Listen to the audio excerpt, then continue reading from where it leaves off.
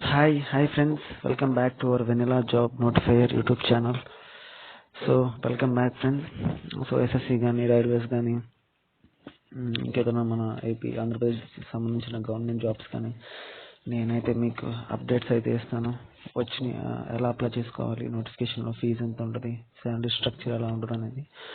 మనకి ఇప్పుడైతే లేటెస్ట్గా అయితే United India insurance company limited నుంచి అయితే మనకి జాబ్ పోస్ట్ అయితే రిలీజ్ అయ్యాయి ఫ్రెండ్స్. 14th 12th 2023 అయితే నోటిఫికేషన్ అనేది రిలీజ్ అయింది. దీని హెడ్ ఆఫీస్ వచ్చేసరికి చెన్నై ఫ్రెండ్స్. మెయిన్ బ్రాంచ్ వచ్చేసరికి చెన్నైలో ఉంటుంది. మనం మొత్తం 300 పోస్ట్ అయితే ఉన్నాయి దీంట్లో, రిక్రూట్మెంట్కి సంబంధించింది. యుఐఐసి ఫ్రెండ్స్, మంచి జాబ్. పబ్లిక్ సెక్టర్ అనే ఫ్రెండ్స్, ఇది నాట్ ఏ ప్రైవేట్ సెక్టర్. మనకి ఇక్కడ చూసుకుంటే మనకి government of India with gross premium of more than 17,644 crores అయితే ఉంటుంది ఫ్రెండ్స్. ఎస్, కొంచెం మనం కిందకి వెళ్దాం friends. All eligible Indian candidates అయితే ఈ పోస్ట్కి అయితే eligible friends. Total number of vacancies చూసుకుంటే 300. మనం స్టేట్ వైజ్ వేకెన్సీస్ అయితే ఇచ్చారు ఫ్రెండ్స్. మనం స్టేట్ వైజ్ వేకెన్సీస్ కనుక చూసుకుంటే ఆంధ్రప్రదేశ్లో యూఆర్కి వచ్చి 1 పోస్ట్, ఎస్సీకి 5, ఎస్టీకి 1 and OBC 0, EWS 1 and total వచ్చేసరికి 8 పోస్ట్స్. అలాగే ఒకవేళ గోవాలో అయితే 2 పోస్ట్స్, హర్యానా 2 పోస్ట్స్. ఇక్కడైతే మనం క్లియర్గా చూసుకోవచ్చు ఫ్రెండ్స్. ఒకవేళ మీరు నేను కొంచెం స్క్రోల్ చేస్తున్నాను, ఎందుకంటే ఒకవేళ మీరు చూసుకోవాలంటే నా వీడియోని పాజ్ చేసుకొని మీరైతే చూడండి ఫ్రెండ్స్. మనం ఇంకా కొంచెం కిందకి వెళ్తే స్టేట్ వైజ్ వేకెన్సీస్ అనేది క్లియర్గా ఇచ్చారు ఫ్రెండ్స్. అన్నిటికంటే ఎక్కువ వేకెన్సీస్ ఎక్కడ ఉన్నాయి అని అంటే తమిళనాడు ఫ్రెండ్స్. ఇది చూసుకోండి, తమిళనాడులో 78 పోస్ట్ అయితే ఉన్నాయి, ఎందుకంటే హెడ్ క్వార్టర్స్ అనేది అక్కడే కాబట్టి మనకి. మీరు ఒకవేళ తెలంగాణలో అయితే 3 పోస్ట్స్ ఉన్నాయి, వెస్ట్ బెంగాల్ 4, తర్వాత కర్ణాటక వచ్చేసరికి 32 పోస్ట్స్ అయితే ఉన్నాయి, కేరళ 30 పోస్ట్స్ అయితే ఉన్నాయి. మీరు చూసుకోవాలంటే నీట్గా ఈ టేబుల్ అయితే చూసుకోవచ్చు ఫ్రెండ్స్. మనం కింద కొంచెం ఇంపార్టెంట్గా చూసుకున్నట్టయితే డీటెయిల్స్ వచ్చేసరికి రీజనల్ టెస్ట్ ఉంటుంది ఫ్రెండ్స్. నాకు తెలిసి దీంట్లో ఓన్లీ 1 ఎగ్జామ్ ఫ్రెండ్స్. అది కిందకి వెళ్తే నేను మీకు చెప్తాను. సింగిల్ ఎగ్జామ్ ఉంటుంది. ఆ తర్వాత రీజనల్ టెస్ట్, అంటే మనం ఏ స్టేట్కి అప్లై చేసుకుంటే ఆ స్టేట్ లాంగ్వేజ్ అనేది మనకి వచ్చి ఉండాలి. స్కేల్ పే ఫ్రెండ్స్, క్యాడర్స్ని బట్టి ఉంటాయి ఫ్రెండ్స్. 22,400 స్టార్టింగ్ శాలరీ అయితే ఉంటుంది. ఇంక్రిమెంట్స్ ప్లస్ అలవెన్సెస్ అన్ని కలుపుకొని వస్తాయి ఫ్రెండ్స్. ఇంకోండి, total emoluments works out to approximately 37,000 per month friends. ఇది ఇనీషియల్ స్టేజ్ అయితే వస్తుంది. ఎడ్యుకేషన్ క్వాలిఫికేషన్ వచ్చేసరికి డిగ్రీ ఫ్రెండ్స్. గ్రాడ్యుయేషన్ అయ్యి కంప్లీట్ అయిపోయి ఉండాలి friends. Any degree from recognised university. Last వీడియోలో చెప్పాను కదా ఫ్రెండ్స్, నేను రికగ్నైజ్డ్ వీడియోస్ లిస్ట్ ఉంటేనే మనం అనేది ఎలిజిబుల్ అనేది అవుతాం. ఇది and knowledge of reading, writing and speaking of regional language of the state of recruitment is essential.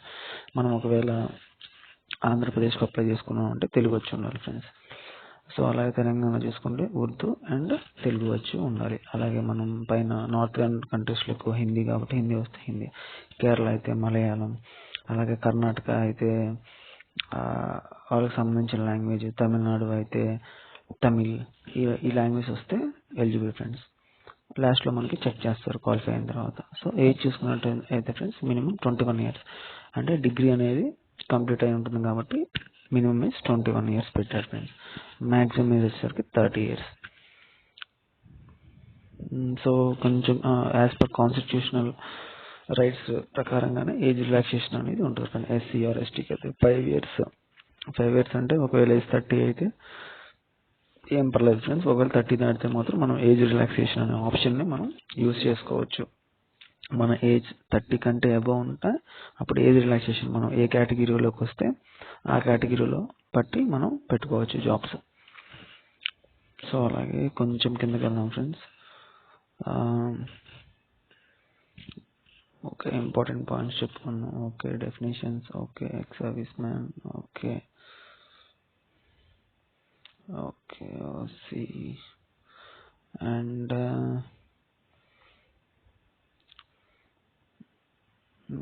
కొంచెం కిందకి వెళ్దాం ఫ్రెండ్స్. రైట్, జాబ్ అయితే పెట్టుకోండి ఫ్రెండ్స్, మంచి జాబ్. డిగ్రీ చేస్తున్న వాళ్ళందరూ అయితే అప్లికేషన్ ఫామ్ అనేది పెట్టుకోండి. సో ఫీ స్ట్రక్చర్ చూసుకోండి ఫ్రెండ్స్. అప్లికేషన్ ఫీ వచ్చేసరికి all applicants other than SC, ST, PWD and permanent employees of company అయితే 1000 రూపీస్ ఫ్రెండ్స్.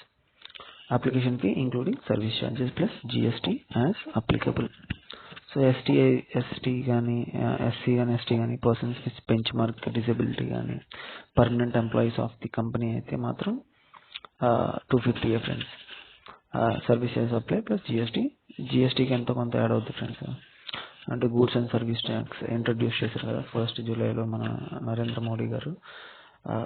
GST అంటే మనకి 12%, 18% ఇలా స్లాట్స్లో ఉన్నాయి కదా, ఆ స్లాట్లు బట్టి బ్యాంకింగ్ వాళ్ళు కొంత అమౌంట్ అనేది 250తో పాటు ప్లస్ కొంచెం యాడ్ చేస్తారు.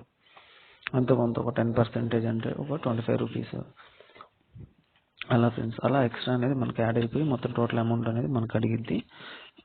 ఆ అమౌంట్ అనేది పేమెంట్ చేసేస్తే మనకి అప్లికేషన్ అనేది తీసుకుంటుంది. తర్వాత మనం హాల్ టికెట్ అనేది క్లియర్గా మనం డౌన్లోడ్ చేసుకుని ఎగ్జామ్ హాల్కి అనేది వెళ్ళొచ్చు.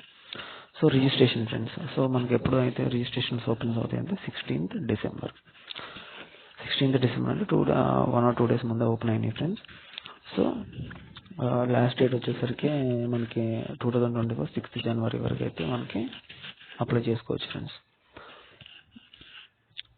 సో 10 days బిఫోర్ ముందు అయితే మనకి ఇంటిమేషన్ అయితే చేస్తారు హాల్ టికెట్స్ వచ్చినాయి అని, అప్పుడు మనం డౌన్లోడ్ అయితే చేసుకోవచ్చు.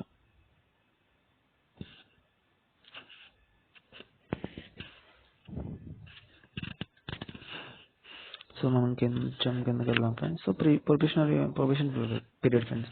So newly appointed employees will be on probation for a minimum period of 6 months. 6 months అనేది కొంచెం మనం ఆ కంపెనీలోనే ఉండేటట్టు చూసుకోవాలి ఫ్రెండ్స్. మనం ఏదైనా ఇంకో జాబ్ వచ్చి మనం వెళ్ళాలనుకున్నా కానీ మనం అక్కడ సూపర్వైజర్స్తో కానీ మేనేజర్స్తో కానీ మాట్లాడుకొని వాటికి అమౌంట్ కట్టాల్సి అయితే కట్టాలి. లేకపోతే వాళ్ళ హెడ్స్తో ఒక లెటర్ రాసి పాస్ చేసి మనం ఒకవేళ జాబ్ నచ్చకపోతే మనం అనేది వెళ్ళిపోవచ్చు ఫ్రెండ్స్. అలాగే సెలక్షన్ ప్రొసీజర్ చూసుకుంటే all eligible candidates should apply online friends. Offline అయితే ఉండదు ఫ్రెండ్స్. అప్లికేషన్ ఫామ్ అనేది ఆన్లైన్లోనే ఉంటుంది. మనం ఆన్లైన్లోనే చక్కగా ఫామ్ ఫిల్ చేసుకోవచ్చు.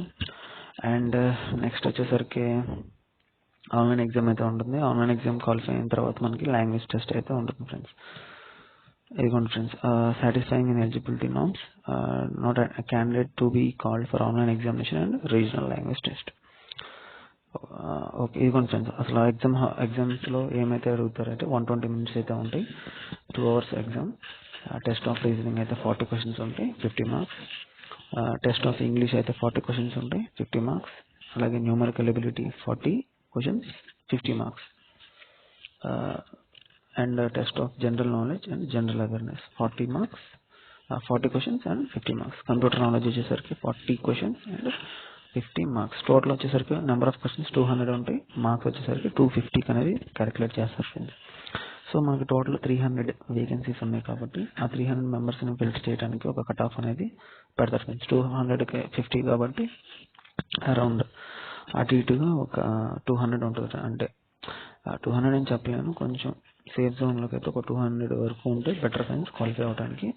వెంటనే ఏపీకి అయితే తెలుగు లాంగ్వేజ్ నీకు తెలుగు వచ్చా లేదా అని టెస్ట్ చేస్తారు ఫ్రెండ్స్. నార్మల్గా ఈ ఎగ్జామ్ క్వాలిఫై అయిన తర్వాత లాంగ్వేజ్ టెస్ట్ కూడా అయిపోతే జాబ్ అనేది మనకి వచ్చేసినట్టు friends.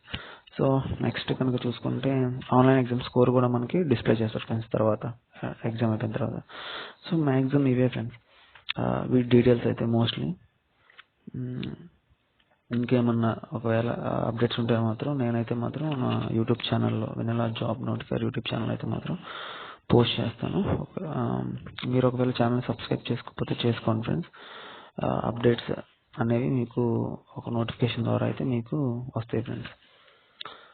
So centres friends, competitive online written examination will be held at specific centres in India. So examination centres ఇక్కడ ఇచ్చారో లేదో చూద్దాం. డౌన్లోడింగ్ కాల్ లెటర్ నేనైతే మీకు చెప్తాను. Call letters reporting examination centre identity, Aadhaar card తీసుకొని వెళ్ళాలి ఎగ్జామ్కి. ఓకే, బయోమెట్రిక్ వెరిఫికేషన్ అనేది ఉంటుంది లోన. ఓకే,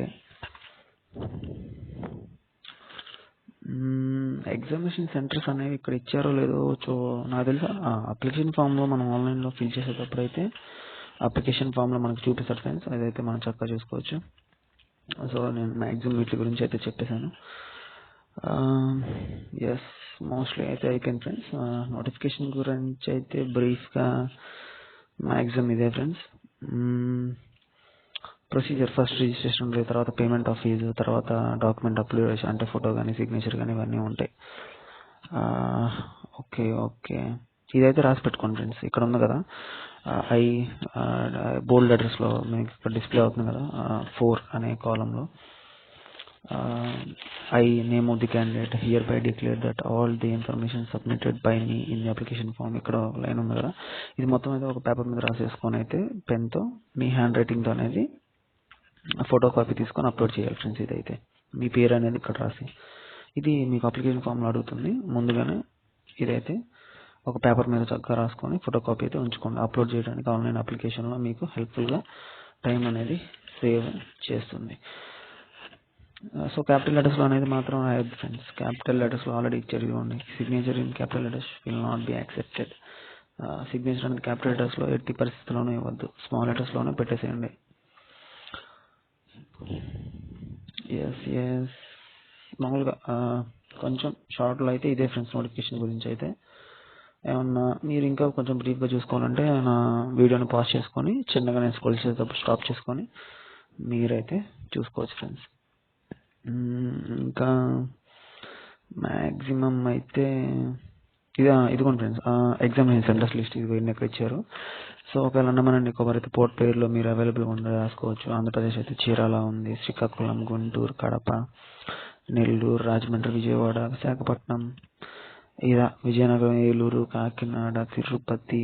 మీరు ఎక్కడ ఉంటే ఎగ్జామ్ రాసుకోవాలనుకుంటే అక్కడైతే అప్లికేషన్ ఫామ్ అనేది పెట్టుకోవచ్చు. ఒకవేళ మీ సెంటర్ ఉందో లేదా అనేది ఇక్కడ మీరు ముందుగానే చూసుకొని ఉండొచ్చు ఫ్రెండ్స్. రేపు అప్లికేషన్ ఓపెన్ అయినప్పుడు మీకు ఖచ్చితంగా వీళ్ళు ఇచ్చిన లిస్ట్లో అనేది ఎగ్జామినేషన్ సెంటర్ అనేది కంపల్సరీగా అక్కడ ఉంటుంది, మీరు అది సెలెక్ట్ చేసుకోవచ్చు.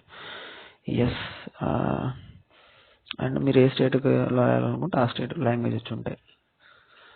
ఎస్, మనం కర్ణాటక ఇదిగోండి ఫ్రెండ్స్ మైసూర్, మ్యాంగ్లూర్, బెంగళూరు అన్నీ ఇచ్చారు ఫ్రెండ్స్. హుబ్లీ, ఉడిపి అన్నీ ఇచ్చారు, మీరైతే చూసుకొని చక్కగా రాసుకోవచ్చు. అండ్ కొంచెం నెక్స్ట్కి వెళ్తే మహారాష్ట్రలో ఉంటే మహారాష్ట్ర రాసుకోవచ్చు, ఢిల్లీలో ఉంటే ఢిల్లీ ఎన్సీఆర్. ఎస్, సిక్కిం, గ్యాంగ్టాక్, తమిళనాడులో ఉంటే ఇదిగోండి చెన్నై, మధుర అన్ని సెంటర్స్ ఇచ్చారు, మీరైతే చక్కగా చూసుకోవచ్చు. అది తెలంగాణలో అయితే హైదరాబాద్, రంగారెడ్డి, కరీంనగర్, వరంగల్, ఖమ్మం చక్కగా అయితే చూసుకోవచ్చు. అండ్ నెక్స్ట్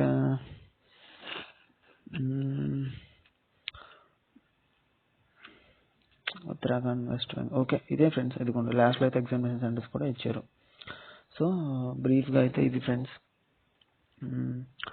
ఒకవేళ అప్లై చేసుకోవాలనుకుంటే మంచిగా ముందుగానే నేను చెప్పినట్టు లాస్ట్ డేట్ వరకు అయితే చూసుకోవద్దు ఫ్రెండ్స్. ముందుగానే మీరు ఒక 1 వీక్ ముందుగానే అప్లై చేసుకోవడానికి అయితే ప్రయత్నించండి. సో నోటిఫికేషన్ గురించి అయితే కొంచెం షార్ట్లో అయితే డీటెయిల్స్ అయితే ఇవి friends. So bye friends, all the best, bye.